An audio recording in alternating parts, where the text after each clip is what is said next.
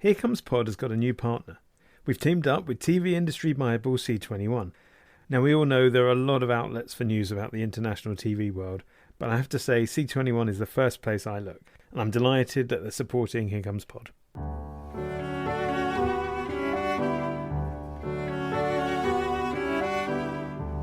This week's guest on Here Comes Pod believes that advertising should be a charming and entertaining guest. Luckily for us, on this week's episode, it's also the perfect description of that guest, Lindsey Clay.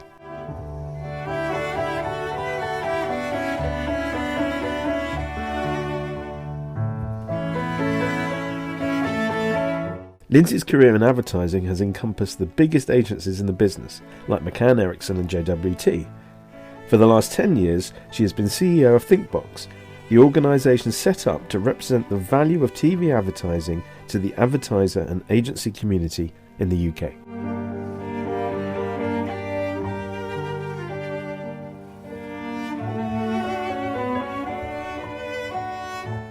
Lindsey and I talked about the central place of account management in agency life, the role of Thinkbox in promoting the power of TV advertising for brands, and the evolution of TV as it expands across screens.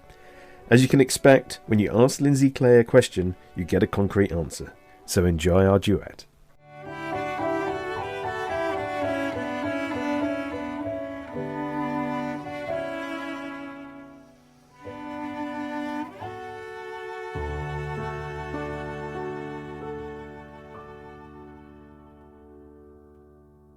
Hi Lindsey, welcome to the pod. Hi to you too.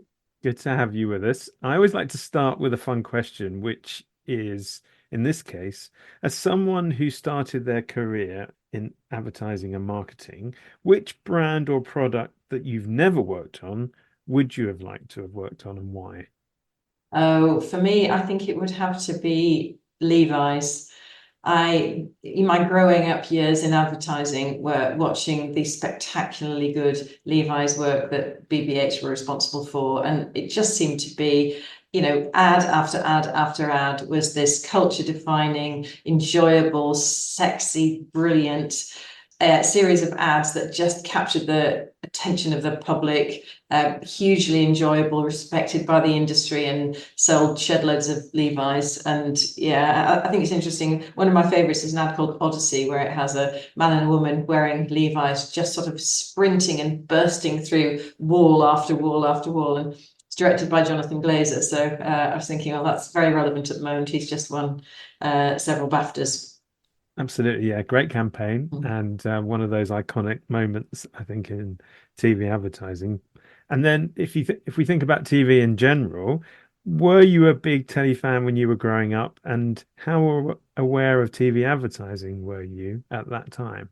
Well, I think who wasn't a fan of TV, because it was sort of all we had. We had I was born in the mid-60s, and we had, I think, initially 3 channels and then eventually 4 when Channel 4 came on board. So we just watched everything that was on, and everybody did. It was what we talked about the next mornings, and I have a huge affection for all those foreign imports of sort of children's type of shows, which the double Blades. Yeah, the Flashing Blade, White Horses, Belle and Sebastian, the Banana Splits, the Double Deckers. We just watched absolutely everything.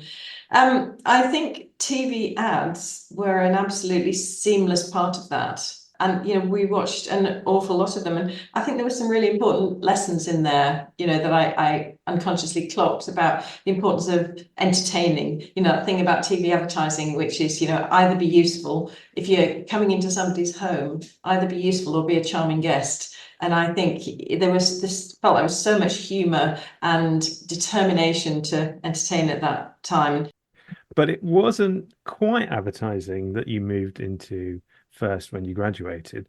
Now, Slough has become an iconic business location as the setting for the original version of The Office. And it was actually in Slough that you started your business career at marketing agency Clark Hooper in 1988. What took you into marketing, and what did the agency teach you about the marketing world? Well, that is hilarious. Obviously, glamour is a very important part of my life, targeting Slough in particular. The truth was, I completely stumbled into marketing because I needed a job. And if I didn't get a job, I would have to go back and live in Cumbria. And I was absolutely determined not to do that. So I sort of thrashed around in the university careers service and stumbled across several applications for marketing agencies. And that's largely how I ended up there. So it was not a very strategic decision on my part. And so I joined a sales promotion agency, and that's we used to do things like design competitions with the back of cereal packets and these sort of price reduction flashes on the top of cans of Guinness, and those all terribly unglamorous. And what did I learn? I don't think I learned terribly much about marketing in terms of the sort of theoretical approach. I learned a lot about teams and how they operate. I learned a lot about client service, about working hard, about the design process, I think, the commercial reality of businesses. But I don't think I properly engaged with the sort of core lessons of what marketing was all about. I was too busy sort of, doing what I was told and, trying to make a success of it. But it's interesting because your colleague Matt Hill recently wrote an excellent article, which I would Mm, recommend to everybody, in which he explained that point of sale, which is falls under that sales promotion umbrella, mm. is approaching half of all advertising. Is that Clark Cooper experience now perhaps coming in handy to get a feel and an overview of how the industry is evolving? Well, it's a really excellent point, and that the nature of what is advertising and what is the job it does. And I think really the job of point of sale and point of sale type media is to flag you down when you've already made the decision to purchase. It's saying, look, what you want is over here. Here it is, so come and get it. And I think that's a completely different job from creating demand. That's really about harvesting demand. And I think, that Matt made the point very eloquently in his article. There's a lot more demand harvesting media available. And, Google search in particular is almost like a cost of doing business, but it's not really advertising in the traditional sense of it. And, the sort of increasing spends by SMEs in this part of the digital landscape is distorting the overall picture because it's suggesting that that's the bulk of everybody's spend. But no, there's a lot more spend going into it because there's a lot more small companies that now have, that is what they need to do to grow their businesses. Hairdressers need to do that, as do, local butcher shops and any small online business. But it's not really, if you look at that percentage split, that's not what big brands are doing or should really be doing. So just finally on Clark Cooper, after 2 years, you went to Hong Kong to set up the agency's Asian operation. Was that an exciting opportunity? And how did you find life in Hong Kong and the challenge of setting up a new business in a completely different environment? Well, to be fair, I wasn't doing it single-handed. I was there. I was there as a sort of supporter person. But I mean, it was a utterly hilarious and life-changing experience. And because I just led such a pathetically sheltered life, I'd been brought up in Cumbria, and yes, I'd been away to university, but I'd barely left the country. And I sort of bought the whole thing that, well, Hong Kong is a British is British. So I don't know what I expected, but I sort of arrived on the plane and thought, but there's literally thousands, millions of Chinese people here. I think I was expecting to see a sort of little sprinkling. Anyway, it was absolutely pathetic. I couldn't believe how alien it was. And so, just a total immersion in a different culture. And, I kept on referring in meetings to at home and having to sort of redress that because of course the UK is not home. It might be my home, but it was completely irrelevant. So it was a brilliant experience because you learn that the UK is not the center of the world. You empathize with other people and their cultural characteristics. You don't socialize in people's homes that have very small apartments don't have ovens because that's not the way they cook. The idea of face and respect in business, and there were so many lessons I learned, and just the idea of growing up in a completely different culture, being on your own in a somewhat alien environment. And also it was huge fun. I used to go out clubbing till 3 in the morning, and we'd go to karaoke bars, and I associate it with just sort of halcyon days and extremely fun. So next came McCann Communications in 1993, and then a senior account management role at McCann Erickson. And then you moved to JWT in 1997, eventually becoming Deputy MD and Chief Talent Officer. Is account management the glue that keeps an agency together? Oh, it categorically is. I think being head of account management at JWT was, I often say, my second favorite job ever.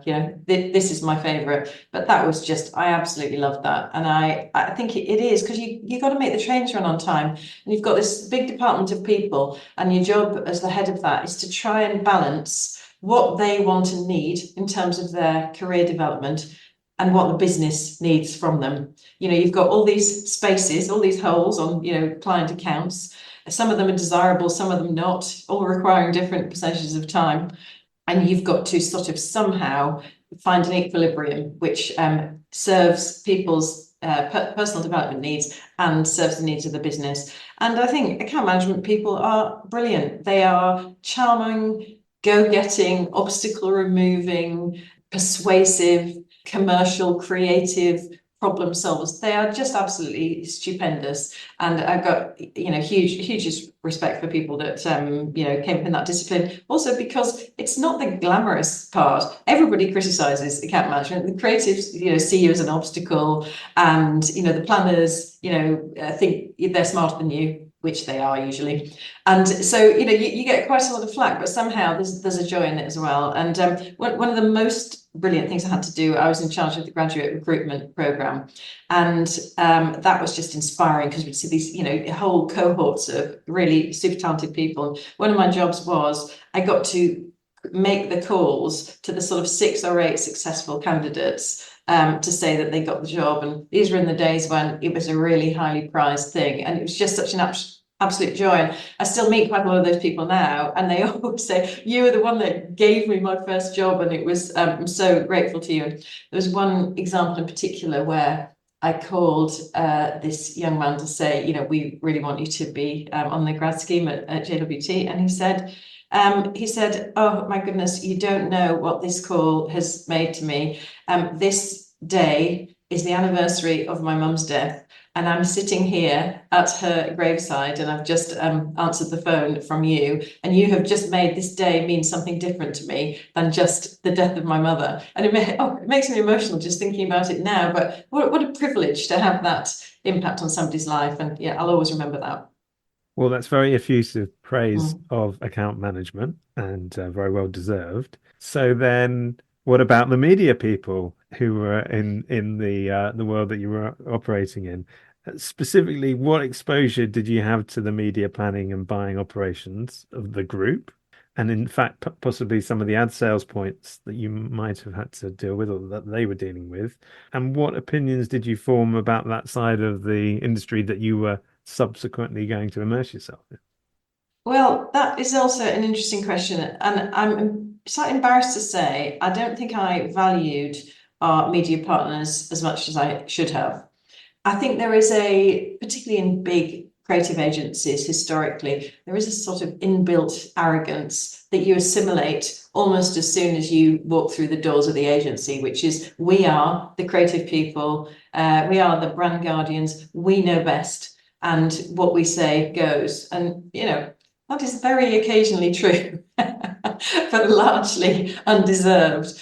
And so we just sort of thought, well, media is in service to our marvelous creativity. And but having said that, I had some brilliant partnerships with media planners. As an account management person, there'd be a sort of core of, the account management person, your planner, your creative, and the planner from the media agency. And if you get those people aligned, you could create great things. And, they were obviously, dedicated, thoughtful, determined to get, under the skin of the target audience based on actual numbers and facts, excuse me, rather than just whims, and very often brought real creativity and craft to the job in all sorts of ways, and very often solving the problems created by us. But I really got a lot more respect for media agency people when I moved into this Thinkbox job, and I realized the differences between those two people, and sort of realized what a tribe media agency people are. And despite them being very competitive, they all get on really well. They know each other. It's a community. They really like and respect each other. And so that's a very nice thing to be part of. And also, they're very hungry to learn. They're conscious that they're only as good as the information and the insight that they have at their fingertips. So they're absolutely determined to know as much as they possibly can. They're constantly hungry for new learning. And I think my experience, I'm sure I'm way out of date now, but my experience of creative agency people was they didn't feel quite the same need to learn because they felt they knew it already. So I think that's a bit of a differentiator between the two tribes. Very good. Well, as a media person, I can say, quoting House of Cards, you may say that, I couldn't possibly comment. In 2007, you joined Thinkbox as marketing director, becoming CEO in January 2014. So just over 10 years now in that role, which is amazing.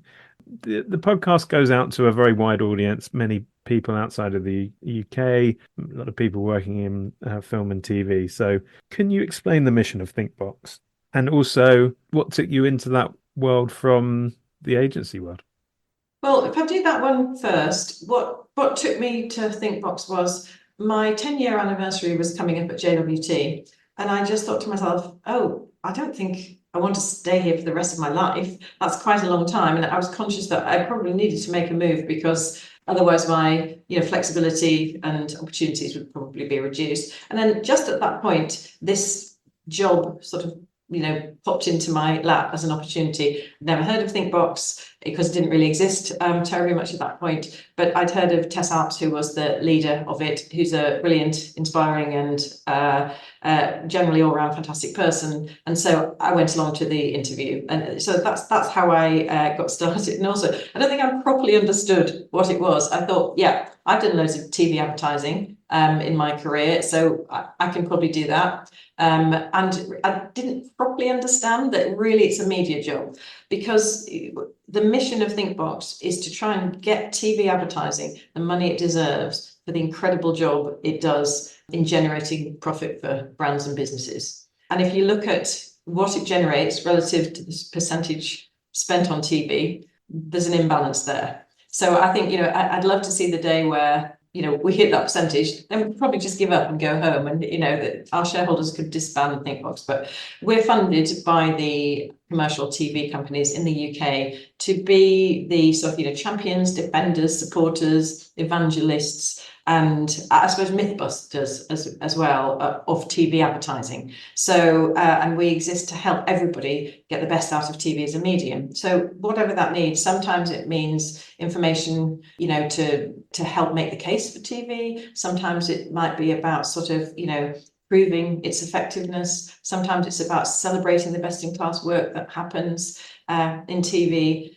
And in terms of sort of how we do it, I always try to say to our team, we have to try and be true to the spirit of the medium that we represent. And if our medium, Fabulous TV, is about educate, inform, entertain, then those are three really important words to us. And yes, we do the educate and inform, that's absolutely our mission, but don't forget about the entertain, because, a bit like TV advertising, be a charming guest, be fun to be with, make our events entertaining, think carefully about how we communicate across all our channels. It should be entertaining, not a chore. And who is the target audience, and how do you reach them? And does the message change depending on who they are? Well, that is a great question. So the short answer is everybody, literally everybody. But actually, it's a little bit more complex than that. So we'd probably say our core audiences are advertisers, because they dictate the overall pot of media money, and media planners in media agencies, because they are generally the ones that recommend how it's divvied up. So those are our absolute sort of bullseye target. But then our sort of tertiary group is everyone else. So it's literally everyone that influences those two, and that's huge. So those are, I don't know, all the sales teams and members of TV companies. It's analysts, it's journalists, it's auditors, it's people at creative agencies and, leaders in the industry, people like you doing podcasts, absolutely everybody, and real people in their homes watching TV. So one of the things that I care really passionately about is leading by example. And if we're going to be the ones who are evangelizing about TV, we also need to do a TV ad for TV advertising, and sort of put our money where our mouth is. And so it's not a terrible thing that people in their homes would see a TV ad for TV advertising. Again, you try and make it as sort of entertaining as possible. It's not really for them, but it's helpful for them to know about the job that TV does. And also marketing directors are normal people, sitting at home watching TV, as are media planners. So they're covered off too. As the concept of TV has evolved into that of a screen, has the way that Thinkbox positions the industry as a marketing solution evolved as well?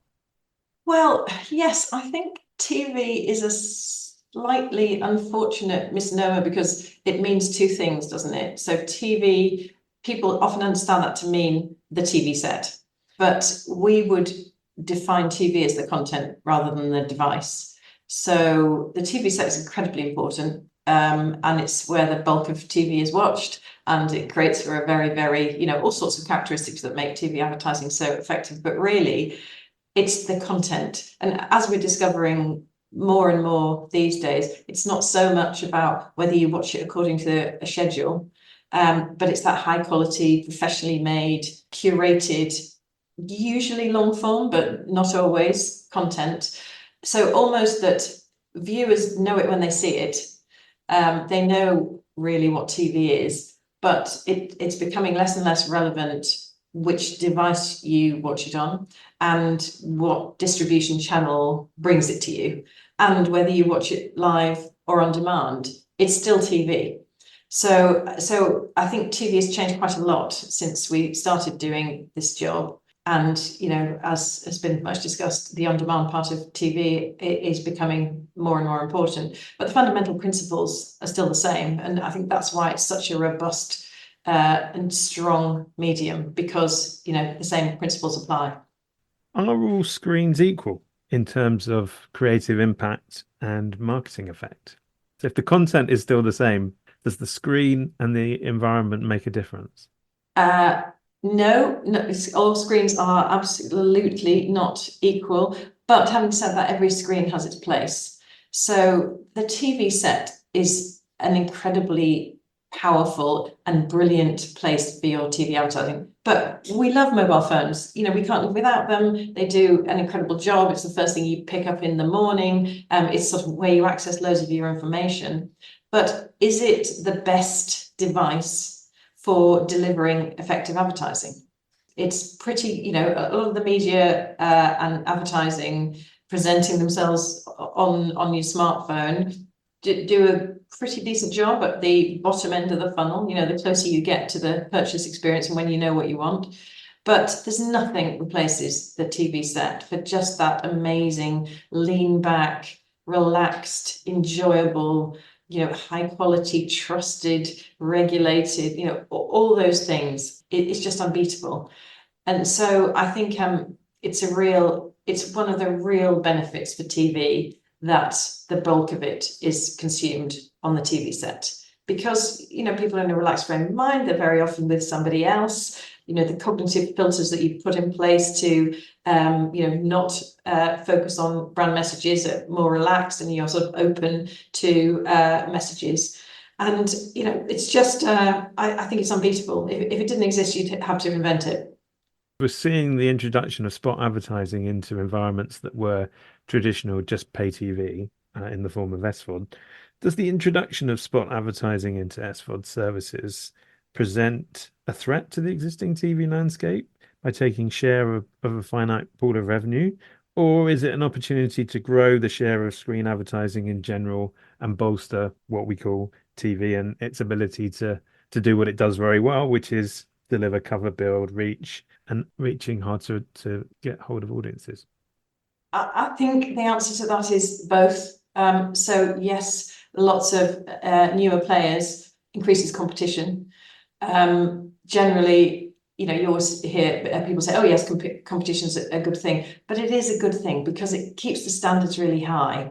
And I think that's one of the great things the BBC does for the commercial side of the TV industry. It means that you've got to compete really seriously on content. You've got to create really high quality content because otherwise all the eyeballs will be going elsewhere. So they're great competitors, but also I firmly believe that it is TV, isn't it? When you're watching those, fantastic box sets on Amazon or Netflix or whoever it is, it's a TV experience. It's watched on the TV set. It's a natural place for advertising, and people will perceive that it is a different form of TV. So actually, it's a really positive thing, and it's growing that vital part of the pie. The high quality, trusted end of the pie, which is so important for advertisers. Nowadays, there are loads of ways that you can get a one-on-one, highly targeted, interaction in digital media. There are relatively few places where you can get a really fantastic brand message in exactly the right environment, communicated to a broad target audience. So, and TV is one of those places. So this is an expanding world of TV, and it's sort of, I suppose we're modernising and updating, and have just, in fact, announced today that Amazon, Disney Plus, Netflix, Vivo, and Warner Brothers Discovery are all joining as associate members of Thinkbox. And the reason for that is because they recognise they want to be part of the quality part of the TV advertising pie. There's lots of benefits associated with that. Advertisers and agencies will be looking for those kind of sort of quality cues. It's a bit like sort of quality kite mark, I think, for TV, and they're keen to join the effort to support TV advertising and grow the overall pie and keep it high quality. Fast channels have been a big area of interest for rights holders and broadcasters across the globe, actually. Do you see fast channels as an opportunity to bolster the power of TV? And is it a case of if you build them, will the advertising revenue come? I think they're a really important part of the TV landscape nowadays. One of the challenges, I suppose, of more and more TV viewing moving to on demand is it makes discovery a lot more of a challenge. So, it's a bit like I remember someone once describing it as, in a totally on-demand world, it's a bit like a restaurant without a menu. You go into the restaurant and they say, what would you like to eat? And you say, well, I don't know, what have you got? And they say, no, we can do literally anything. What would you like? And actually, what you need, what's very helpful sometimes is people to offer you a series of choices, of high quality choices, of things grouped together and curated that you might be interested in. So I think fast channels really help with that because they can flag down, if you have specific interests or things that are particularly topical, I think they can really do a job there and be helpful on discovery. And you can immerse yourself in your guilty pleasures. You don't have to concentrate too hard because if you watch something then and you enjoy that, then next in the schedule will come along something similar. So I think it's interesting and helpful, and yes, it will be important from an advertising point of view. So Matt Hill's article, which again I would happily recommend, I have no personal stake in it, but I just thought it was very good. It points out that the surge in ad spend, which has been a phenomenon of recent years, despite all the economic woes, is actually coming from non-publisher media. Mm. So it's a different environment to the curated world that advertising often lived in the past. Do you have a sense of the direction of travel for TV as a medium that can shape the culture and generate significant enough sums to sustain a broad programming lineup? So in the UK, for example, the recent drama, Mr. Bates versus the Post Office, shone a light on massive institutional failure, which led to tragedy. Will broadcasters be able to continue to tell those kind of stories, which help shape the culture and the society we live in, if they don't have the same sort of revenue streams that they had in the past? Well, I think that's an excellent point. And that's why it's so absolutely vital for advertisers to see the danger of not being, that herding mentality of being sucked into spending more and more in these other channels, because, be careful what you wish for. You got to support these opportunities, otherwise they won't exist.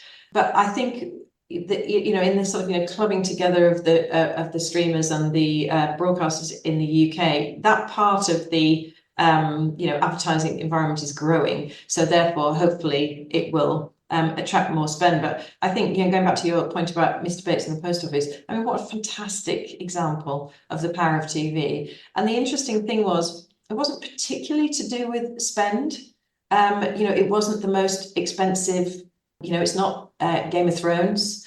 Or even, Succession, or it was, a relatively low key, but very important, incredibly well written, acted, that just is absolutely the right place at the right time. The whole way it was scheduled was really important. When it appeared, just immediately after Christmas, supported, with on demand. I think it was absolutely the best that TV can be, and look at the impact it had. So I think examples like that, are a real reminder of the opportunity of TV and why it's so important to invest in it. Because, if it didn't exist, nothing else does what TV advertising can do. So, for goodness sake, advertisers, support incredible programming like that. So finally, I always like to finish with a fun question about media. And for you, my question is, if the Vogons resurrected their plan to destroy the Earth and to make way for an intergalactic superhighway, and you were asked to convince them that humanity should be saved due to our creativity, which three pieces of creative work, and it could be TV, film, a book, album, podcast, you can choose, here comes pod if you want, painting or other, whatever you want to choose, but pick three that you would pitch to them to convince them not to destroy us and put a road in there in place. Well, I think what the Vogons need, and what we all need, particularly at the moment, is a bit of joy in our lives. So I'm particularly leaning on joyful, immersive, lovely, entertaining, soothing, calming, funny, and fun bits of creativity at the moment. So I would say, picking three things from different genres. First of all, I'd pick the Taylor Swift Eras tour. I mean, what an incredible creative individual she is. And I was seeing some of the footage from the Melbourne concerts, 90,000 people in a stadium singing along to every single word, mostly young girls and women, just absolutely loving every second of it. And I think that is, the power of creativity to pull us together and give us these, amazing communal experiences. Obviously, I've also watched the Eras tour on my TV as well, and that was pretty incredible. I'm going next August. And then I think Paddington, particularly Paddington 2. I can't remember how many times I've watched it, but it just is the most joyous, hilarious, silly, endearing, brilliant thing. I think that would definitely get under the skin of the Vogons. How could they destroy us? When we can come up with stuff like that. And then Friends. A box set a TV box set that you can return to time after time after time. It never lets you down. So I think, the Vogons would be absolute suckers for that. If I hit them with those three, they'd go and destroy somebody else's planet. Quite right too. Well, Lindsey Clay, thank you so much for being a guest on the podcast. It's been an absolute pleasure and fascinating, and you've absolutely convinced me that TV is the medium that trumps all others. You can take print, you can take outdoor, which is great for the sidewalks and the street, but in the end, it's TV is where the action is at. So thank you very much. Exactly right. Like the Vogons, I've persuaded you.